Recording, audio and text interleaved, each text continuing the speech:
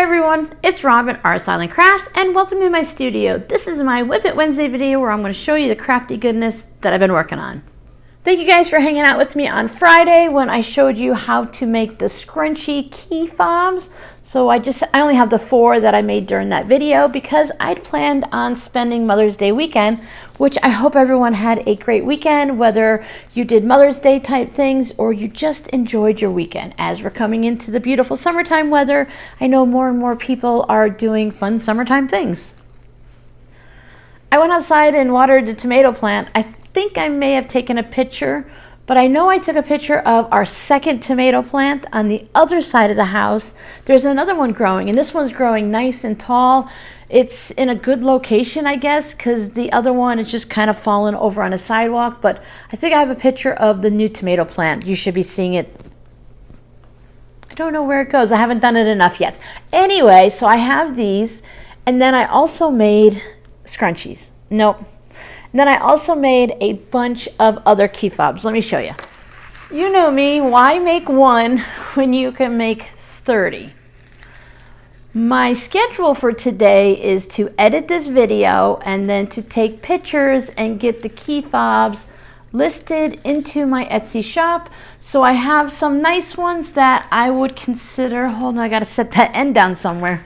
This is a curtain rod, by the way, I'm sure you could tell. But I have some nice colorful ones that I think work well, male or female, but I usually think mostly for the women. And then I also have I went for the rainbow, of course. You'll see why in just a few minutes. But I have some darker ones and some green ones. And then down here at the end, I have the blues and some purples. And then there's puppy prints and stars and polka dots. And I have music and baseballs. I've dropped this so many times. Soccer balls, and this is black with rainbow puppy prints, and then footballs. You guys know my colors basically tend to go towards these more than these, but it's nice to have a good mixture. So 30 key fobs. It took a long time, let me tell you. Even I was getting annoyed with myself because I went ahead and I quilted them. So there's 5 rows of quilting. So I sat here and I just did groups of 10 through the sewing machine, like doing straps to a tote bag or something, over round and round and over and over.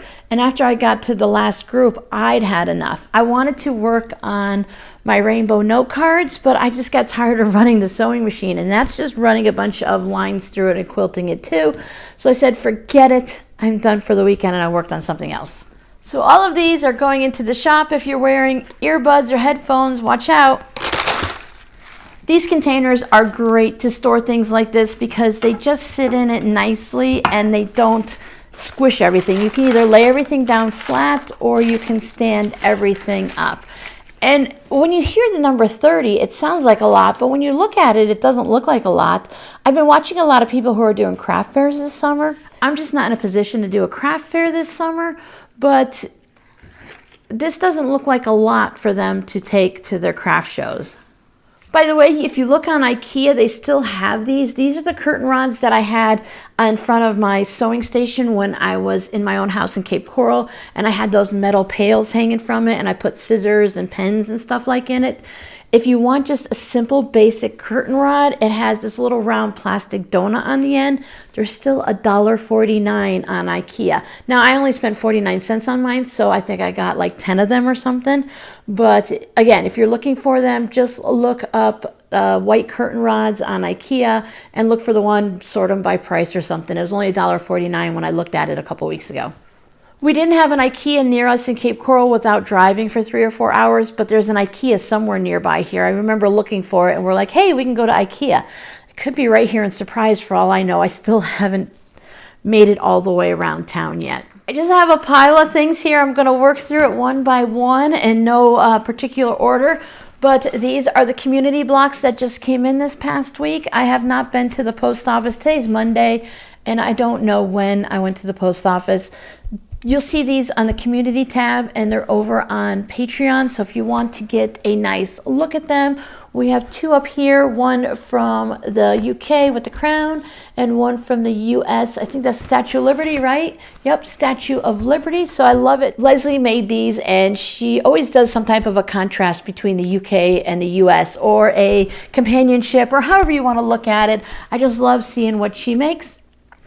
We have another flamingo, and then the person that sent these fabrics also sent me some of the leftovers, and I'm going to use these to make some flying geese and some hourglass blocks. I really love these fabrics and the combos. The green on here is really great, and then the yellows and the oranges and the magenta-y purple type colors. I really love the way they look, so it's going to be fun to play with those a little bit and add something to each of the block configurations and whatnot. I also received a package with some extra leftovers, so that this is 2 half square triangles, just in case you're curious, so that they can be used in and among everything. Or I might want to put these, I love this strip of flying geese, I might put this on the back, and then some of the quarter square triangles, just to have a little bit of fun and play with and add to everyone else's blocks. I've been thinking about the community quilt.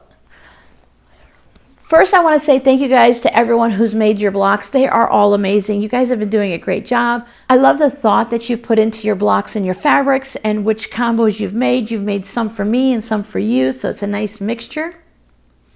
Anyone who still wants to send blocks, there's still plenty of time to send in blocks.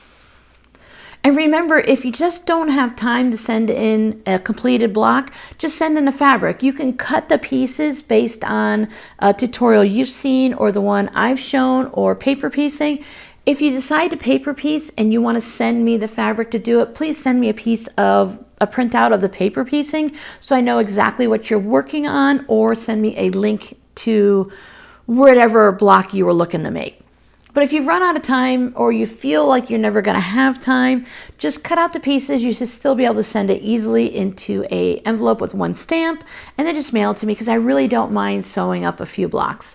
I'll just add them in as they come in, sew one now, sew one later, and it'll all get done. And it'll still be your fabric and your story. I'll just have done the sewing for you. I've been thinking about it. I always change my mind on things, and I always think over, you know, should I do this or should I do that? We talked about putting it above the doors, but you really can't see that very well here. And you can't put it up here because I will always have those baskets.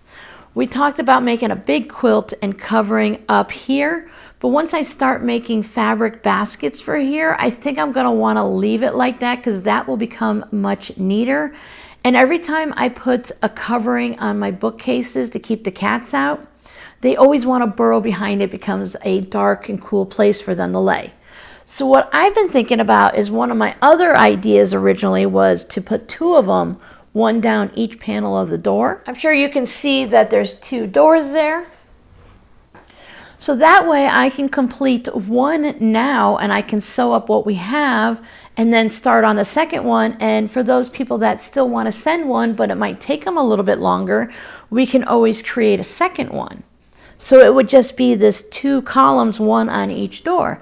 And then if there's more blocks that come in, well, then we can find a little narrow spot here. I can always move things here. It can go above the door, or it can just go on another wall somewhere, and I can always change them out periodically so that it rotates, so everyone's blocks get a chance. Like if I hang them up this way, I'll see if I can have some that can be flipped, so we can flip them upside down, because if it gets too long, you won't be able to see it hanging behind me. So I'm going to think about that for a little bit more, because I'm really I want to play with this project a little bit. So I think I'm going to lay them out and see what I can come up with, and just let you guys know that that might become the idea, or I might stick with this one, but we'll see. There's plenty of spaces in this room to go ahead and put something like that. I can always turn the camera and sit in my chair and have something hanging behind me. There's always options. Plus, this isn't our forever home. I haven't had a forever home yet. Obviously, if we're not in Florida anymore, right? So anything can always change, and situations and where I sit can always change too. So I want it to be flexible. I want it so you guys can see it, and I want to be able to, start working on it. Totally switching subjects. I talked about purchasing this before when I showed you my hat and my new glasses.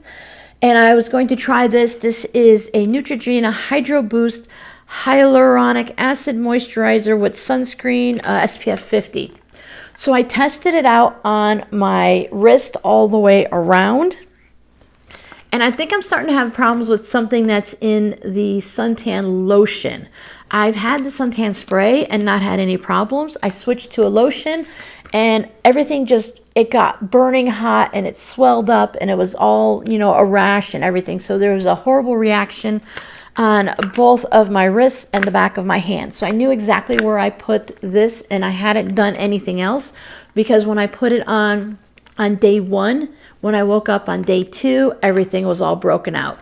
So if you guys have sensitive skin or you think you might have a problem, this might not be for you because I know some of you wanted to know if I had any allergic reaction to it, and the answer would be yes. I purchased a lot of things through Amazon, so I think I need to pull up the last lotion I bought and compare it to this lotion and see what ingredients are in these two and not in the Banana Boat spray that I purchased. The Banana Boat spray Sport worked great when it came to not have an allergic reaction, but it did let enough sun through that I wanted something that I can put on my face as a moisturizer and leave it on so when I run out and I come back in, it's not like I'm putting suntan lotion on for a trip to the store and I'm gone for an hour or I'm just out for a walk for 10 minutes. I'd like to have something that does a combo. So I'm going to have to look for a hypoallergenic, allergy sensitive version of something. I'm sure there's something out there. She says with hope. What did I work on with my patrons this weekend? I worked on little butterfly mini quilts. I made this one as a practice one before I started my video and I fell in love with it. So then I made a second one and this just led into the rainbow of the key fobs. And now I want to cut out enough mini butterfly thingies, the fabric, so that I can make a bunch of these. They measure about 12 by 13. The pattern is from Annie's Creative Club or something like that. I'll put a link down below in the description box because when you just search butterfly minis, it's like butterfly garden wall quilt or something like that. I'll put a link down below. It's behind a paywall, so you have to join to do it with Annie's, but you can get a free membership and try it out for 15 days.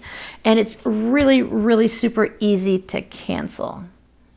So now that I have these two done, I want to make more colors. I will be putting these two in the shop, but if anyone would like to say ahead of time you want all the colors or you want a specific color, let me know and I can work on that next. I used low volume fabrics that I purchased on Etsy's from a scrap seller. I don't have very many low volumes like this, so when I go fabric shopping, that's definitely something I'm going to purchase. I like the fact that it's not white on white, tone on tone type thing. I like that it has designs and words and a little bit of color in it. So it kind of gives the background a little bit more movement than as if it was just pure white. So I have the fun designs there. And then one of these has a fabric that says like inches and cut and stuff like that. And yard equals 22.5. I guess fat quarter equals 22.5 by 18.5 or something like that.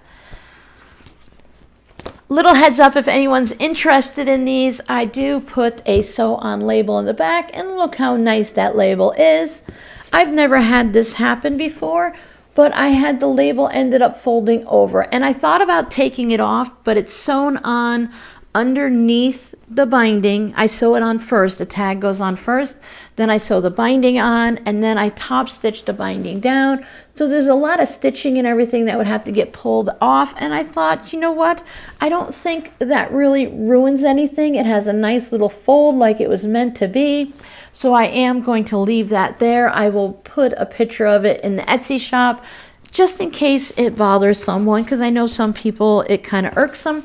But it's on the back, and if you put it on a table or a wall hanging, these need to be tote bags. I need to have 36 hours in a day and 17 days in a week. You know, we say things like that, but really 24/7 is all we have. And if you don't get it done this week, and if you don't get it done today, there's tomorrow and next week.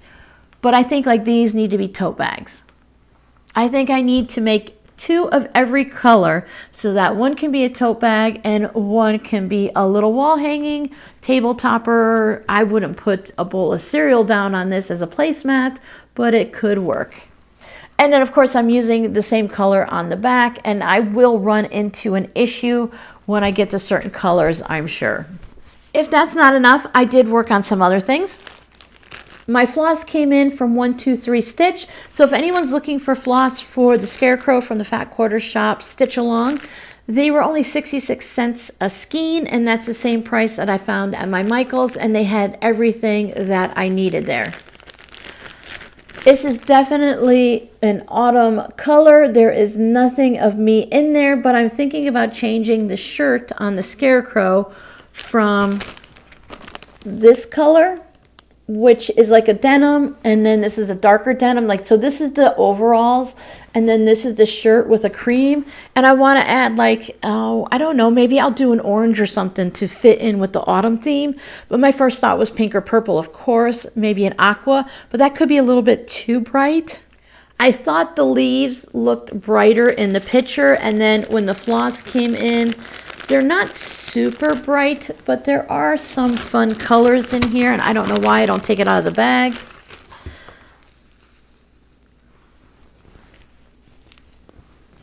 There are some nice colors that are fitting in with the autumn scheme, but still add a bit of, well, color and brightness to the project. I can change anything I want. I can rearrange things. I can make it more of a springtime Scarecrow if I want. It doesn't have to follow this, but I did purchase these threads just to make sure I had what the pattern called for, and then I can go into my stash and change as I see fit or purchase something new. I also worked on gridding my fabric. Can you see? Yes, I think you can see the blue threads going through here. Now these threads are metallic.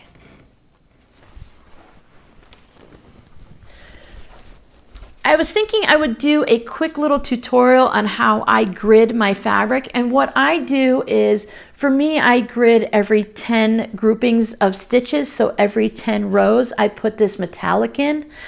And that just allows it so as you're stitching, and if you have your Scarecrow right here and you're working with a brown, right? Say you're working, for whatever reason, you have a brown on your Scarecrow, and you're doing what they call, I think it's called around the world, where you take the brown thread and then you do over here and you do over here and you do over here while it's in your needle.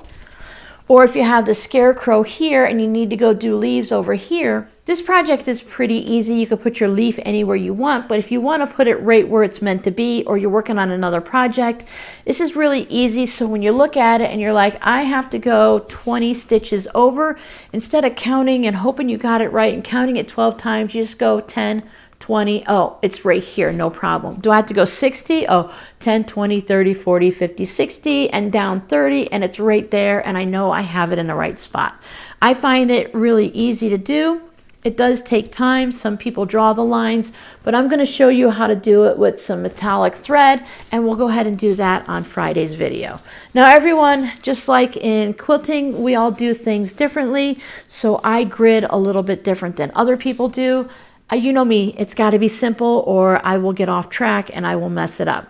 I gridded my first piece, and sometimes it was in a 10 row, and it was an 8 row, it was a 12 row, and it totally messed up my project, since my project was actually more of a rectangle, fill it in, and actually needed the grid lines. So that's coming up on Friday. That's my plan. If things change, well, you'll find out on Friday, won't you? The other thing I worked on is I cut all of my rainbow note cards. So look at that. I ended up with 47 note cards out of that rainbow. Let me see if I have a picture. I'll put it up. Otherwise, it was in a previous video. So I still need to go through and sew all of this fabric down. It's only on there temporarily. It's not a permanent hold on the fusible. But I love how many cards I was able to get out. So I had all of these cut, cleaned up, trimmed down to the right size. I put their backing piece on that I use. And I also went through and I made enough envelopes to go for those cards. Now I only need so many for my patrons, so I still have all of the.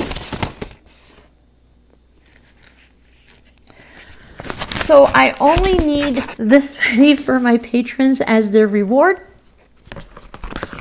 And I still have all of these left over that I will be able to put into the shop. So if anyone's interested, let me know ahead of time and I can get them done first for you, especially if you want a certain color. Otherwise, they will go in the shop when I get them done. It takes me quite a while. It takes me a few weeks to get cards done sometimes if I'm working on other things.